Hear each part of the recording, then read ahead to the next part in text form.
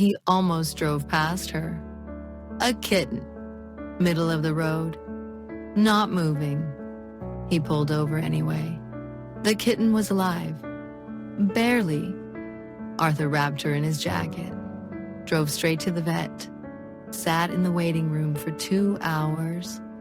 When the vet came out and said she was going to make it, Arthur cried. Right there in the waiting room.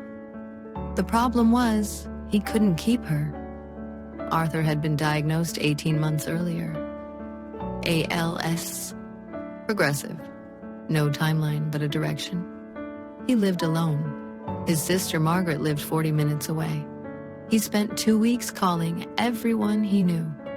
Friends, former colleagues, his neighbor down the street. Nobody could take her. So Arthur kept her temporarily. That's what he told himself. Just until he found somewhere. He named her Biscuit. Biscuit had opinions about the arrangement.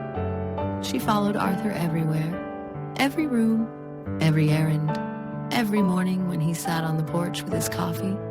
She was just there. The way certain things are just there.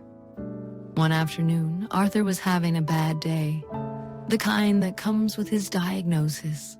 Sudden, specific, hard to explain to people who haven't felt it. He went to his car to get his medication, turned around. Biscuit was sitting behind him on the driveway, had followed him the whole way without making a sound. Arthur looked at her for a long moment. Then he went inside and called Margaret. I need to keep her, he said. Margaret said she'd figure it out. She always said that. She always meant it. Margaret wasn't a cat person. She said so clearly and often.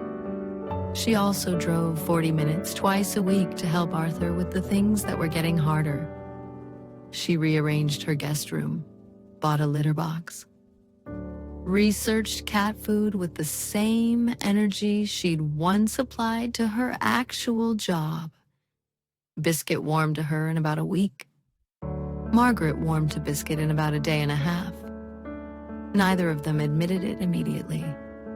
When Arthur's condition worsened and he had to go to the hospital, Biscuit stopped eating.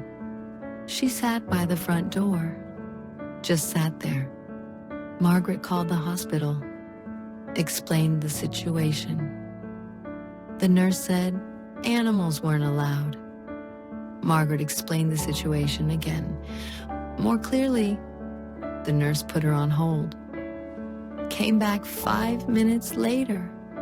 Bring her Thursday at 2. Arthur was in the bed when Margaret carried Biscuit in. Biscuit saw him, got out of Margaret's arms in a way that suggested she'd been planning this. Went straight to him, curled up against his side, started purring. Arthur put his hand on her back, closed his eyes. The room was very quiet.